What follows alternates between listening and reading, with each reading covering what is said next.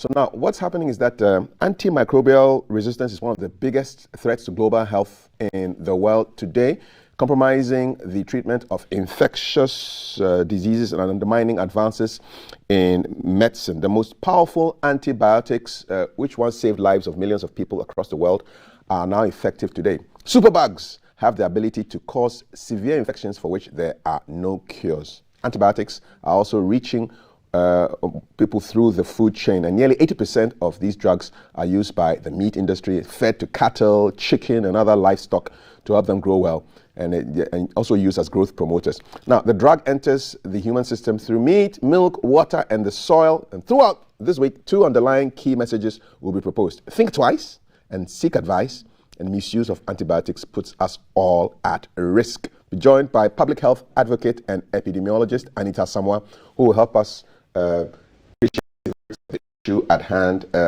Anita, good morning. Welcome to the show. Good morning. Let's start from the beginning. What are antimicrobials?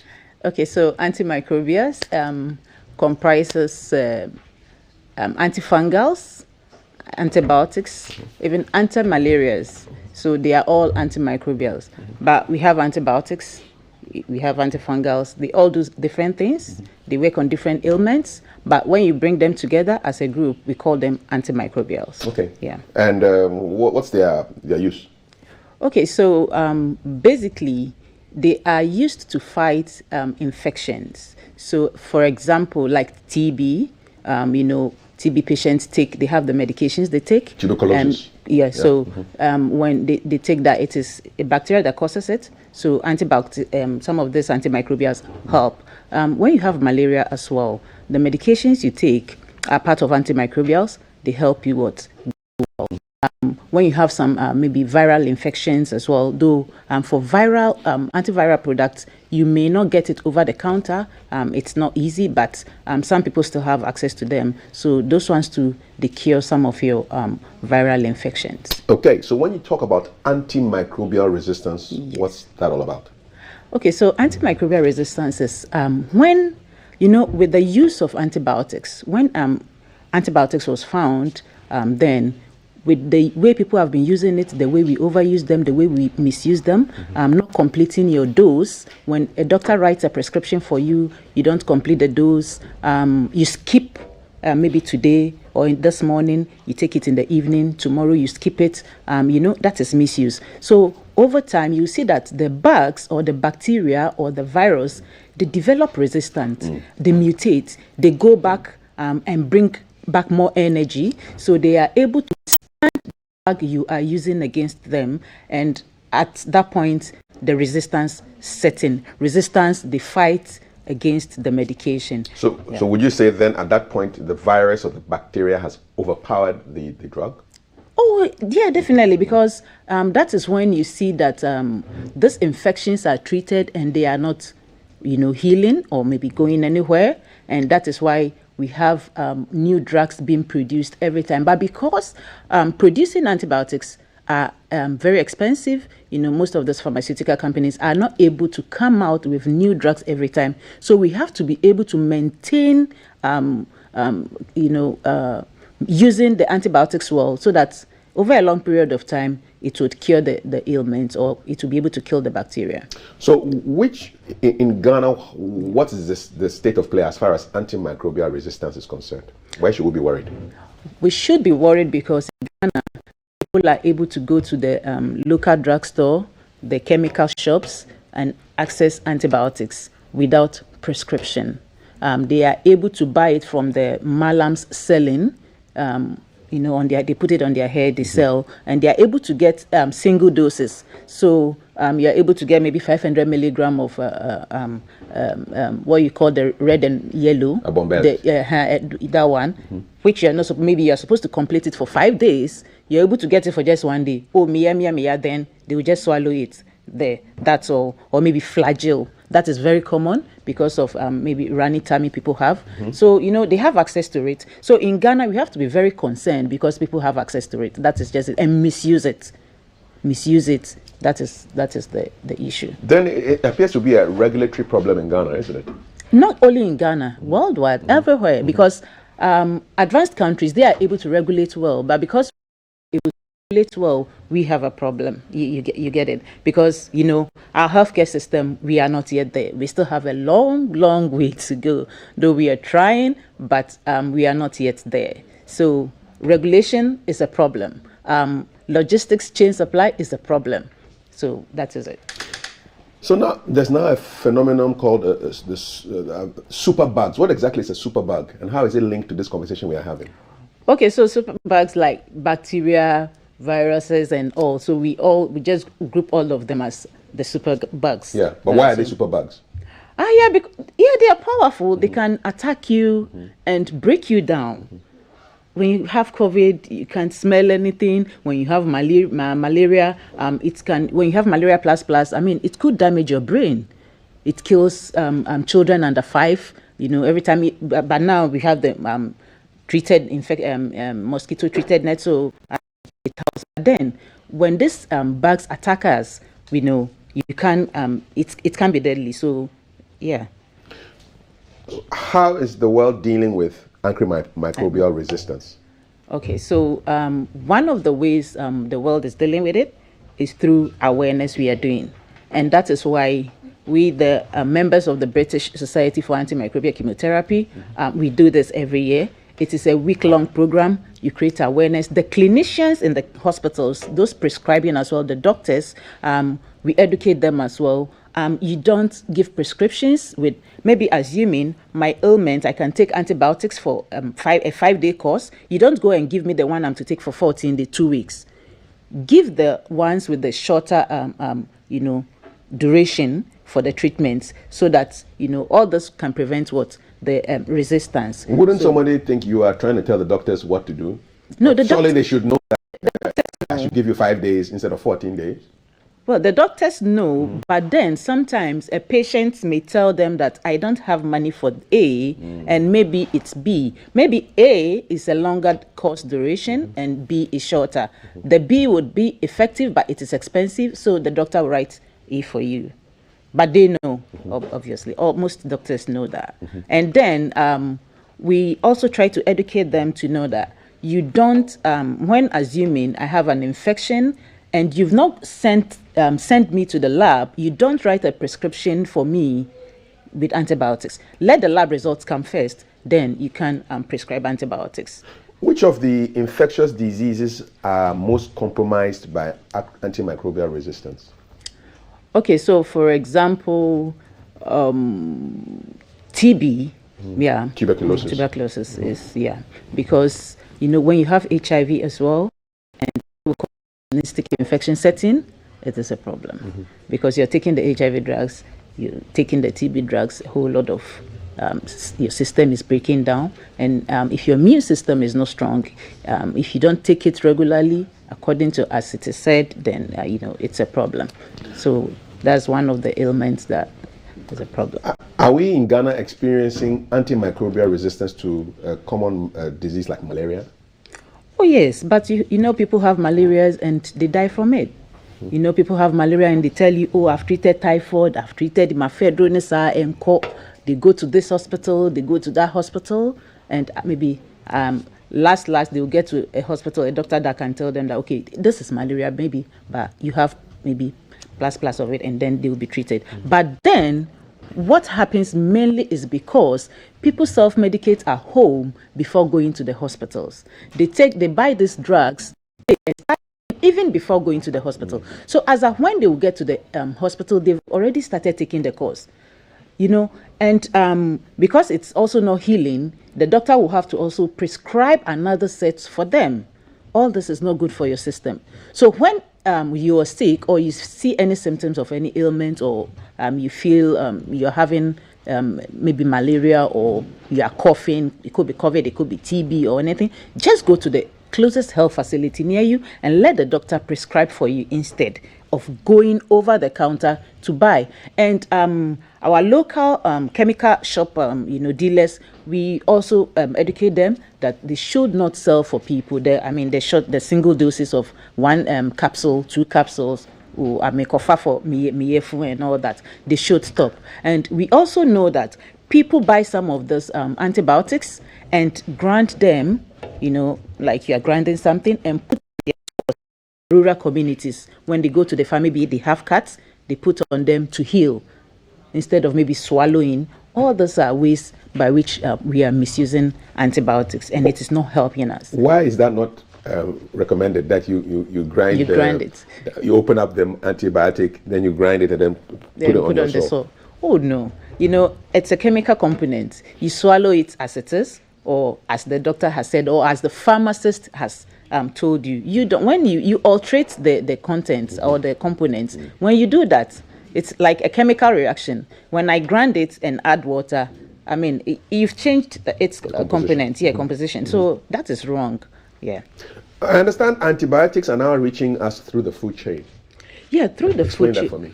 Okay, now we have farmers who, instead of going with the agric extension officers who know much about those things, they themselves go with agric products and just apply on plants, their farm plants or products they are growing. And as such, these things can come through from the roots, come into the seed or the fruit of the plants, and we in turn buy these things like maybe your cabbage, your carrots, and then you eat. So in that way, there could be traces of these products in them.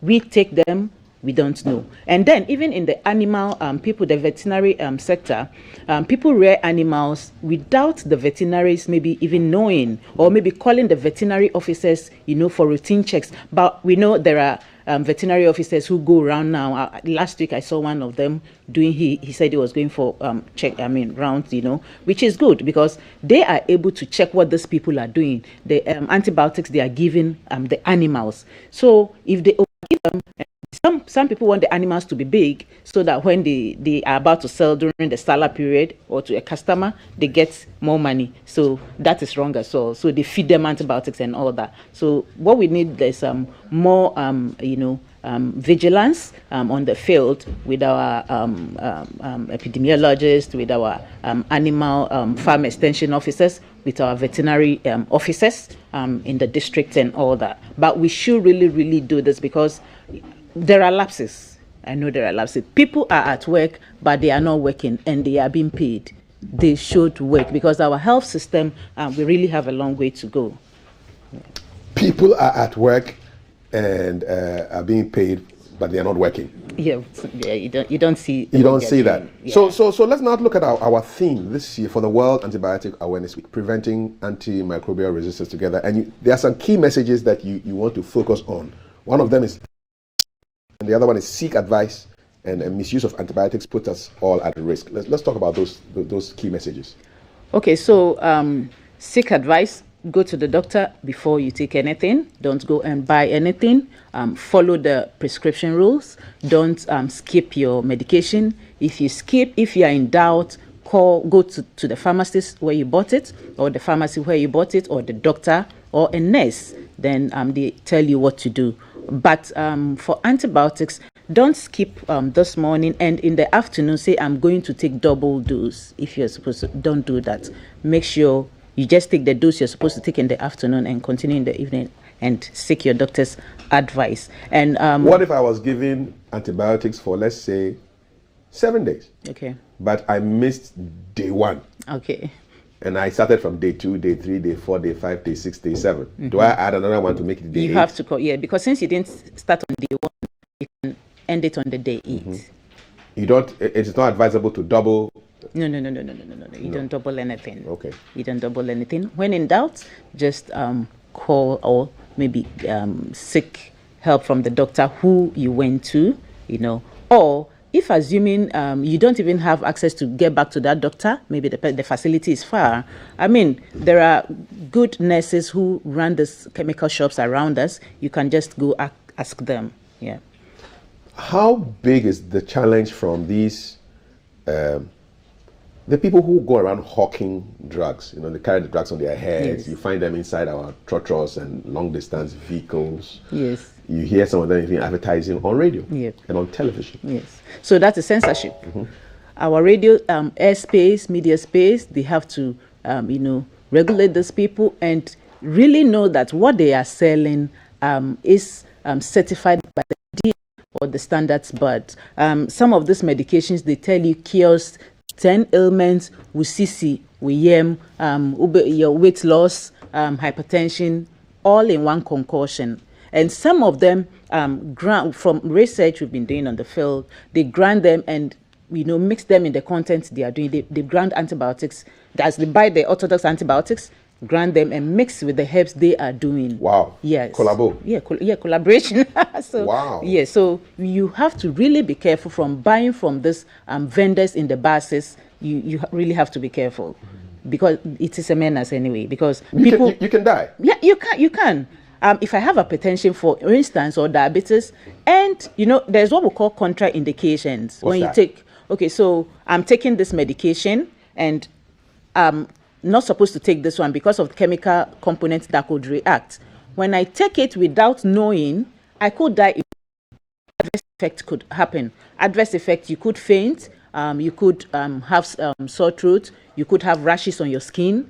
So there are a lot of effects people should look at. If you are taking a particular medication, you are not supposed to take some. So make sure you find out from the doctor or the nurse, especially if you're on a permanent medication. And some people react to some drugs naturally.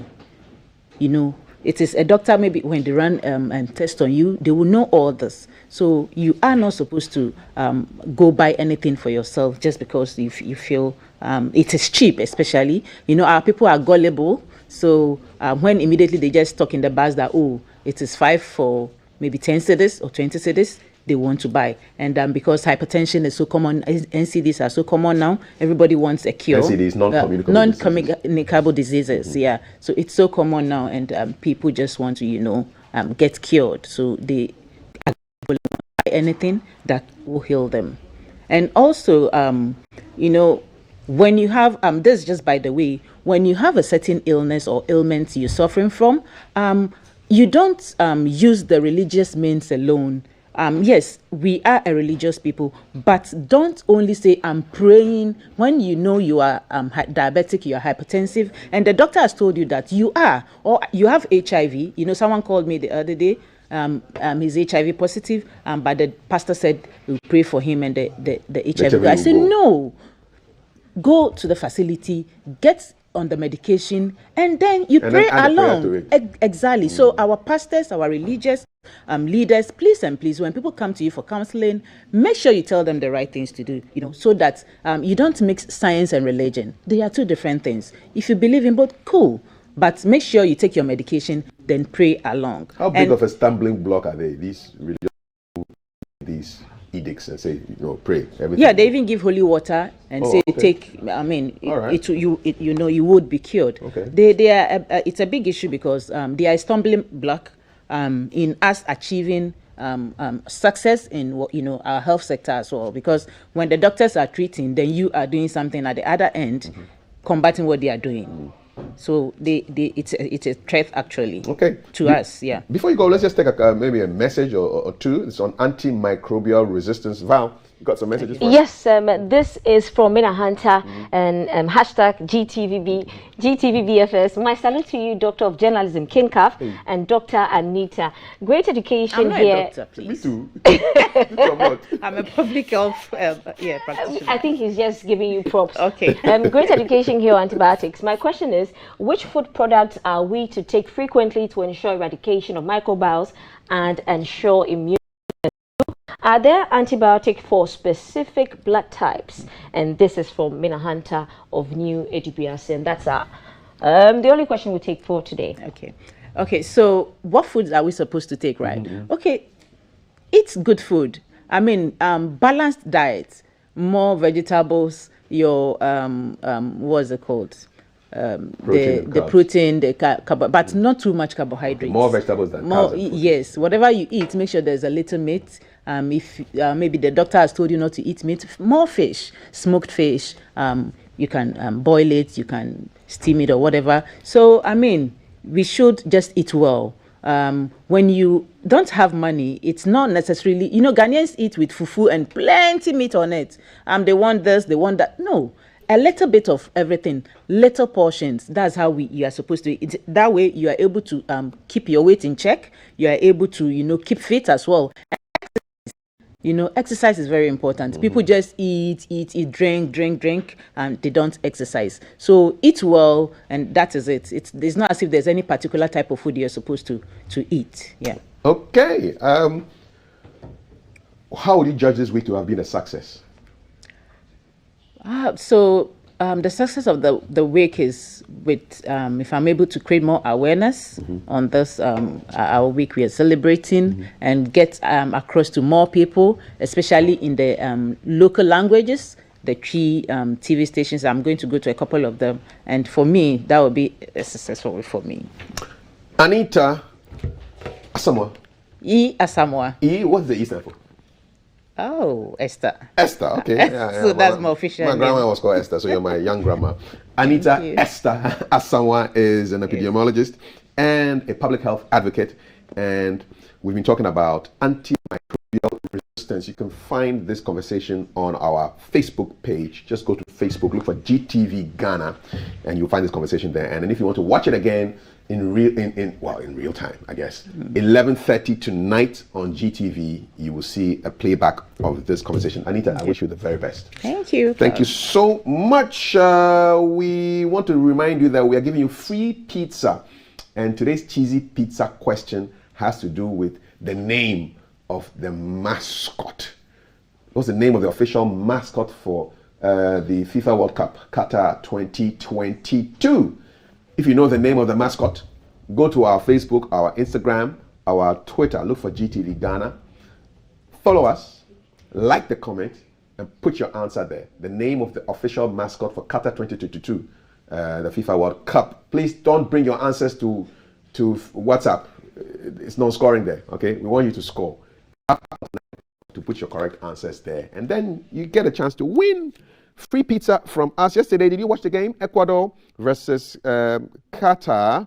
It went 2-0 in favor of Ecuador. And we're talking our fans.